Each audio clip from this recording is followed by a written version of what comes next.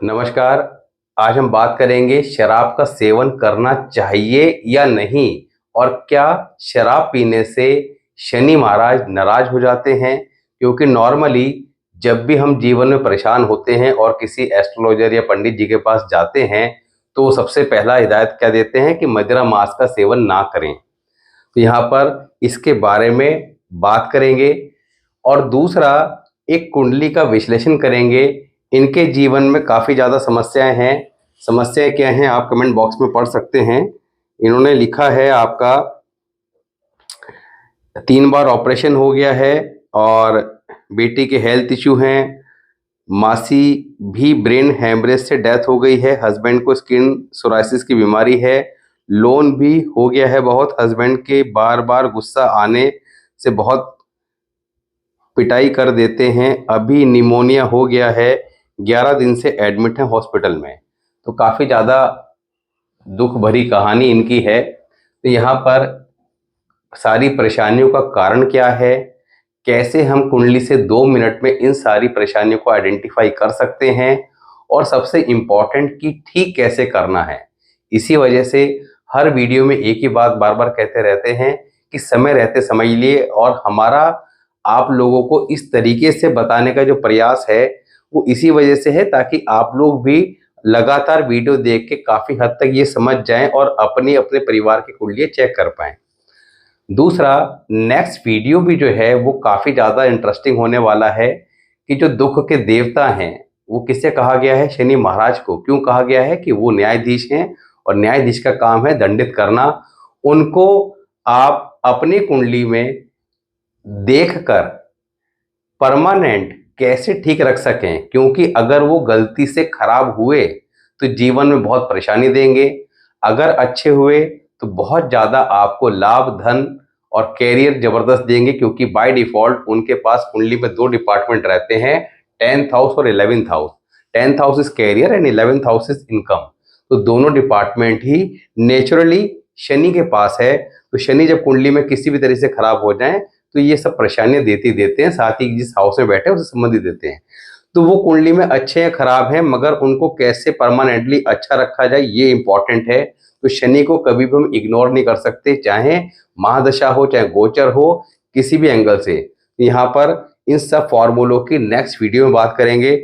आज का जो टॉपिक है वो शराब को लेकर है कि मदिरा मांस का सेवन नहीं करना चाहिए। ये हम हमेशा से बचपन से सुनते आए हैं, मगर क्यों नहीं करना चाहिए और क्या करने से शनि महाराज नाराज हो जाते हैं ये समझना जरूरी है। तो यहाँ पर जब भी हम बात करते हैं, समय खराब आता है या किसी के पास जाते हैं तो किसी को कितना ज्ञान है ये हमें पता नहीं होता। मगर जब आप आज के समय में लगातार वीडियोस देख रहे हैं तो आपको खुद को इतनी नॉलेज हो गई कि जिसके पास हम दिखाने जा रहे हैं अपनी हॉरोस्कोप, उसको कितनी नॉलेज है ये आप इजीली चेक कर सकते हैं।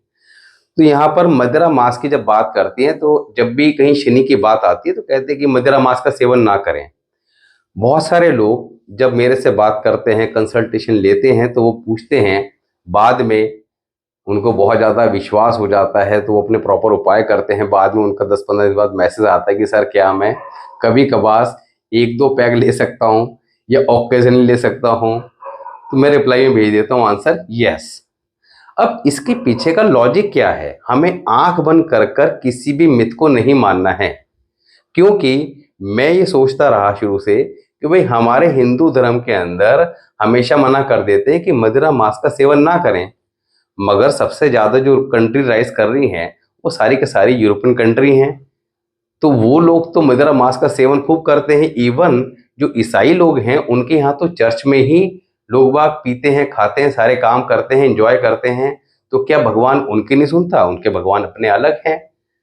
तो सृष्टि को चलाने वाली तो एक ताकत है। यहाँ पर धरती पर अलग अलग रूप में उन्होंने जन्म लिया, जहाँ जिसने जो जन्म लिया उसको वहाँ के लोग मानने लगे।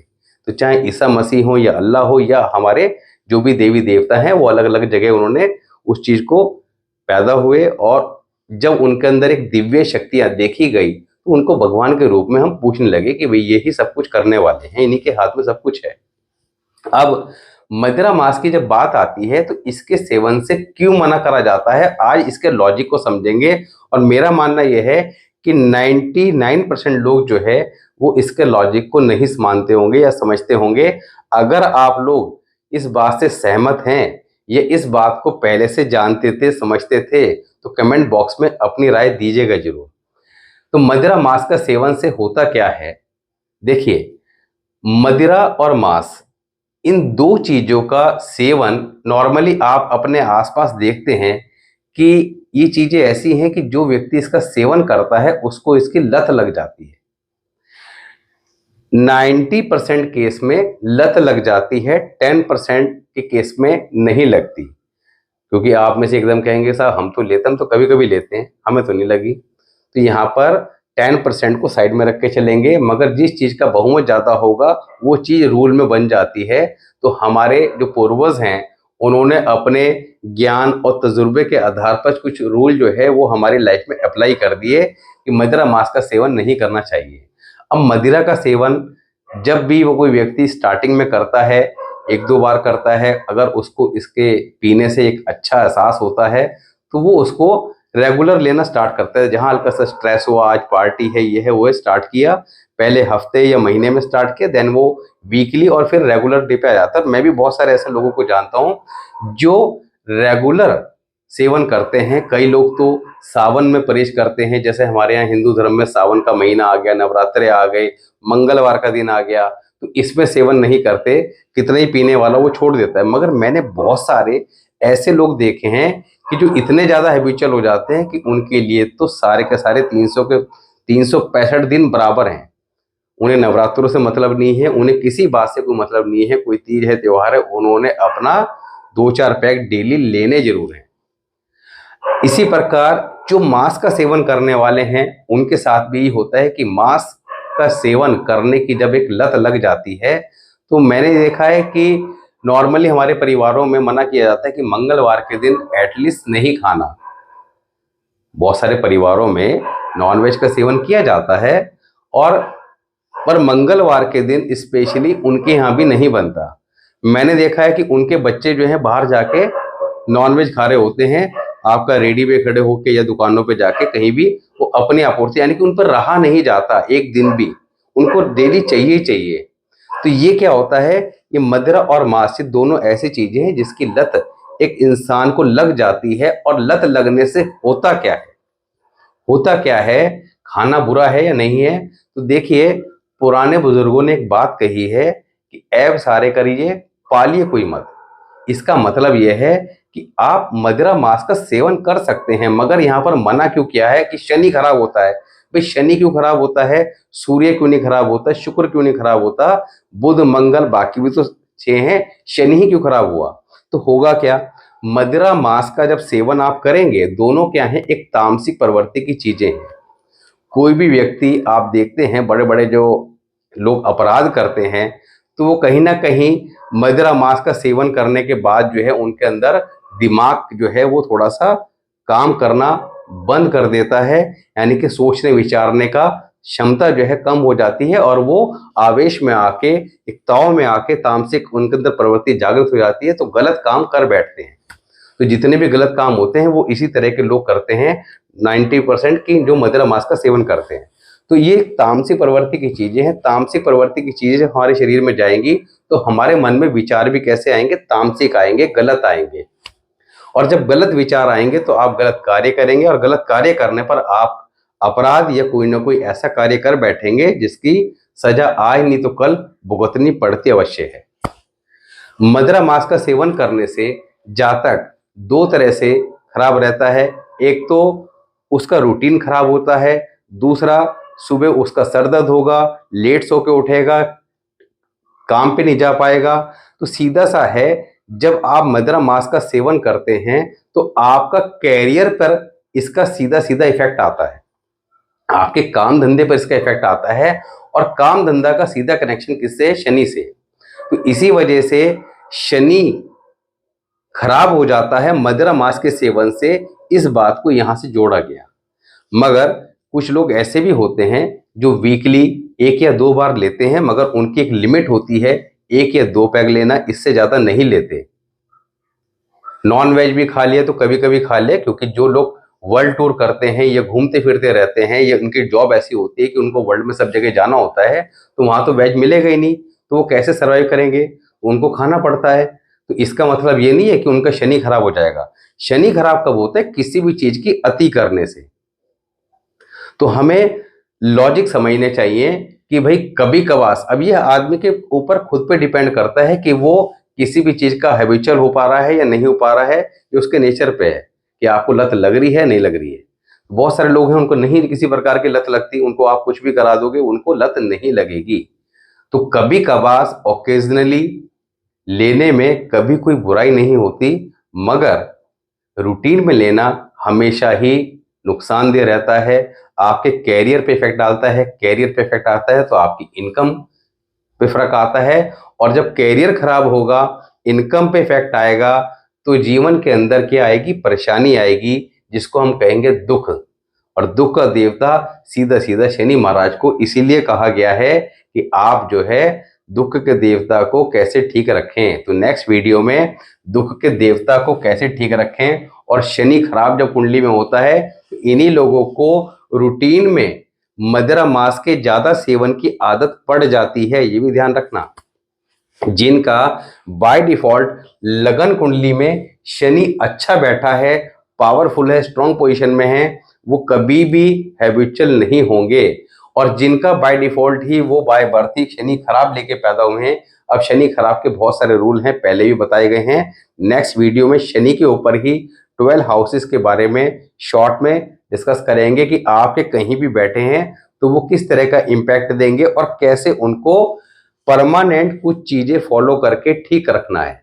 जिसका पहले घर में है, दूसरे घर में, तीसरे घर में है, तो उसका मेन जो आप एक्यूरेट प्रेडिक्शन दे सकते हैं कि ये रिजल्ट तो मिलेगा ही मिलेगा, मगर इसके नेगेटिव रिजल्ट क्या होंगे और कैसे उनको कंट्रोल करना है। तो ये बात अगर कोई व्यक्ति अपनी लगन कुंडली से समय रहते समझ जाए, तो कुंडली में लगन कुंडली में अगर शनि खराब भी है, तो जब अपनी दशा अंतरदशा, वैसे तो एक बात समझिए, कोई भी प्लैनेट आजीवन अपना इम्पैक्ट देता है, क्योंकि महादशा किसी की भी आए तो उसके अंदर अंतरदशाएं सबकी आती है, प्रयंतर दशाएं सबकी आती है।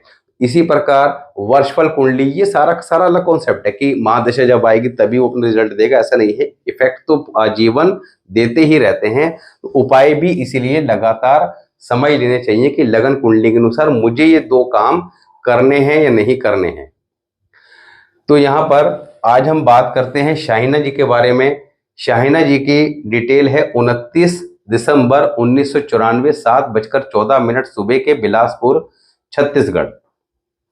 ये इनकी लगन कुंडली है। सूर्य और बुध फर्स्ट हाउस में है, Shani third house, Ketu 5th house, Mangal 9th house, Rahu Chandra Shukra 11th house, Brihaspati 12th house. Shaina ji ने कहा उनके हस्बैंड को सोराइसिस की बीमारी है, उनके पति जो है गुस्से में आकर उनके साथ मारपीट करते हैं और हेल्थ इश्यू दोनों को ही परेशान कर रहे हैं। बहन को ब्रेन हैमरेज हो चुका है, और एक चीज उन्होंने और लिखी थी इसमें, ये था आपका बेटी के भी हेल्थ इश्यू हैं, मासी को भी, यानी कि बेटी मासी इन दोनों का जिक्र किया है। अब यहाँ पर इन सारी बातों को ध्यान से समझेंगे और ध्यान से समझने के बाद उसके कारण क्या हैं, कैसे ठीक करना है। तो यहाँ पर लगन में सूर्य और बुध हैं।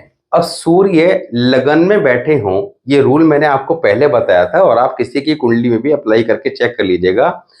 अष्टवर्ग मैंने आपको बता ही दिया था कि अष्टवर्ग आप कैसे इजीली चेक कर सकते हैं। अष्टवर्ग में अगर सूर्य ने जिस राशि में बैठा है, अब यहाँ पे लगन में बैठे हैं, तो लगन में सूर्य अगर बैठे हैं और 4 से कम पॉइंट के साथ बैठे हैं, 3, 2, 1, तो जातक के हेल्थ इश्यू आजीवन परेशान करेंगे, क्योंकि सूर्य कमजोर हो गए। सूर्य आत्मा के कारक है, रेजिस्टेंस पावर के कारक है, हमारा शरीर सूर्य है और लगन भी क्या नाम है, हमारा शरीर ही है। तो शरीर के या किसी भी चीज के कारक हाउस भी होता है और प्लेनेट भी होता है, तो दोनों ही जब एक साथ हो गए और यहाँ पर कमजोर होकर बैठ गए तो प्रॉब्लम देंगे ही देंगे। दूसरा, सूर्य फर्स्ट हाउस में जब होते हैं और मंगल 9th हाउस में बैठ गए, केतु से दृष्टि आ गई, मंगल पे जब केतु की दृष्टि आ जाएगी, मंगल खराब हो जाएंगे, मंगल केतु का कॉम्बिनेशन कुंडली में बन जाएगा। मंगल केतु के कॉम्बिनेशन में मंगल भी खराब और केतु भी खराब। अब केतु यहाँ पर जब खराब हो जाएगा तो कमर दर्द, पैरों में दर्द की शिकायत देगा, यूरिन रिलेटेड इश्यू देगा, संतान के लेकर परेशानी देगा, स्पेशली मेल चाइल्ड को लेकर, जातक के फादर की, क्योंकि फिफ्थ हाउस किसका है, सूर्य का है, सूर्य क्या है, हमारे पिता हैं, पिता की सर्जरी कराएगा। केतु की दृष्टि मंगल पे गई है, मंगल केतु का कॉम्बिनेशन बना, मंगल खराब हो गया, जातक के स्वभाव में एग्रेशन, गुस्सा देगा। तो शाइना जी ने पति के बारे में तो बता दिया कि पति गुस्सा करते, मारपीट करते हैं, मगर गुस्सा तो शाइना जी आपके खुद के स्वभाव में भी है। तो यहाँ पर चंद्रमा, राहु और शुक्र 11th हाउस में हैं और शनि की दृष्टि है। अब ध्यान से समझिएगा, शनि यहाँ पर कहाँ बैठे हैं, 3rd नंबर के साइन में और 1 पॉइंट के साथ, यानी कि अष्टवर्ग के 1 पॉइंट के साथ बैठे हैं, जो कि बहुत ही ज्यादा खराब कंडीशन आ गई कि शनि यहाँ पर बहुत ज्यादा खराब होके 3rd हाउस में बैठ गए। तो कुंडली में शनि खराब है और अभी बात चल रही थी कि दुख के देवता, तो यहाँ पर दुख के देवता जो है अब दुख देंगे। किस किस चीजों के दुख देंगे, शनि की दृष्टि यहाँ पर कहाँ पे गई, चंद्रमा पर। चंद्रमा क्या है, मन का कारक, माता का कारक, तो ऐसे जातक का मन भी दुखी और मां भी दुखी। चंद्रमा 11 नंबर हाउस में है, ऐसे जातक बहुत ज्यादा इमोशनल होते हैं, भावुक होते हैं, किसी का दुख देख नहीं पाते, दूसरे का दुख देखकर खुद दुखी हो जाते हैं। ऐसे जातक अपनी मदर से अटैच होते हैं, मगर मदर से किसी न किसी बात पे झगड़ा भी होता है। शनि की दृष्टि शुक्र पे आ गई। शुक्र क्या है, लाइफ पार्टनर, लड़की की कुंडली हो या लड़के की हो, शुक्र को लाइफ पार्टनर लाल किताब के अकॉर्डिंग कहा गया है। जब हम वैदिक की बात करते हैं तो लड़की की कुंडली में बृहस्पति को और लड़के की कुंडली में शुक्र को, तो यहाँ पर उस रूल को अभी साइड में रख के आप शुक्र को ही दोनों की कुंडली में लाइफ पार्टनर लेके चलेंगे। तो यहाँ पर शनि की दृष्टि शुक्र पे आ गई। शनि क्या है, दुख के देवता, शुक्र क्या है, मैरिड लाइफ और लाइफ पार्टनर से दुखी, मैरिड लाइफ में दुखी। लाइफ पार्टनर डोमिनेटिंग नेचर के होते हैं, ये ठीक नहीं किया, वो ठीक नहीं किया, ऐसा कर लेते, वैसा कर लेते। दूसरा, राहु 11th हाउस में आ गए, चंद्रमा के साथ आ गए, शुक्र के साथ आ गए, दोनों को यहाँ पर खराब कर रहे हैं। एक तो शनि की दृष्टि ने खराब कर दी, दूसरा राहु ने खराब कर दिया। शाहिना जी, आपकी कुंडली के according there is a excellent yoga to getting money from the many sources, तो आपको कुछ ना कुछ काम धंधा अवश्य ही करना चाहिए।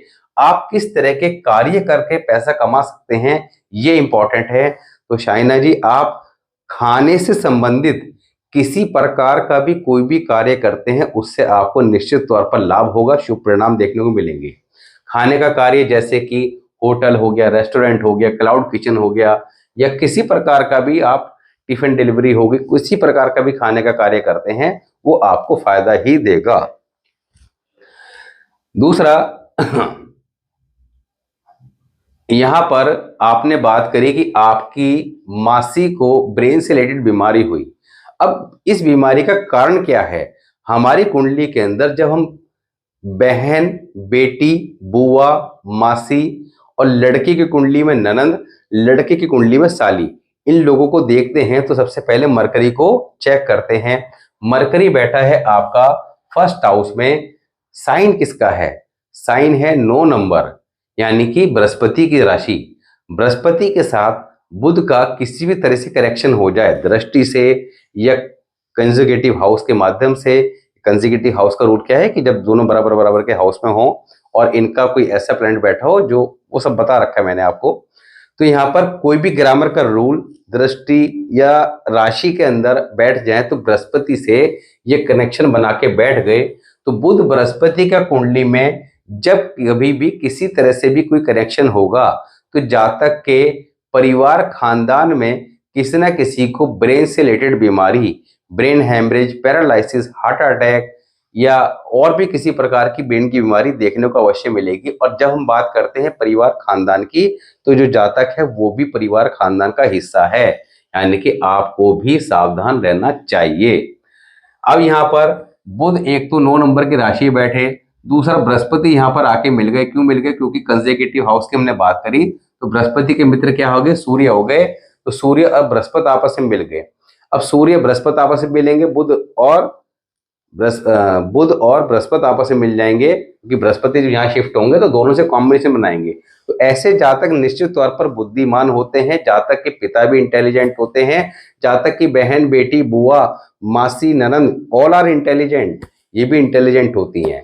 इनके परिवार खानदान में कोई ना कोई गवर्नमेंट सेक्टर में, टीचिंग प्रोफेशन में ये सब देखने को मिल जाता है। These people are expensive in nature, Brihaspati 12th house में है। These people are expensive in nature, इनको सामान लाने बाहर भेजे, ज्यादा क्वांटिटी में लेके आते हैं। तो यहाँ पर ऐसे जातक जो हैं इनको खर्च करते रहना चाहिए, खर्च करने से इनकी आमदनी बढ़ती है। तो जब हमें ये छोटी छोटी बातें पता लग जाती है तो हम लाइफ के अंदर बहुत अच्छे से चीजों को प्लान कर बैठते हैं कि हमें ये काम करने से फायदा होगा, ये काम करने से नुकसान होगा। अभी हमने बात करी कि इनको फूड रिलेटेड बिजनेस फायदा करेगा, या फूड रिलेटेड कोई भी काम करते हैं फायदा करेगा। राहु भी इनके 11 नंबर के हाउस में है।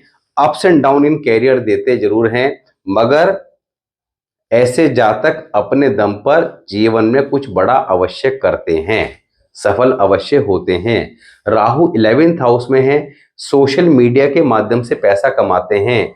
तो आपको कुछ ऐसा करना चाहिए जो खाने पीने से संबंधित हो, ऑनलाइन हो, सोशल मीडिया के जिसमें इस्तेमाल हो सकता हो। इस तरह का कार्य करके आप निश्चित तौर पर अच्छा खासा पैसा कमा सकते हैं। There is a excellent yoga. मगर करें क्या? आपकी कुंडली में योग है कि मन हमेशा किसी न किसी कारण चिंतित, परेशान रहेगा, दुखी रहेंगे। तो उस पैसे का क्या करेंगे जब मन ही आपके साथ नहीं है?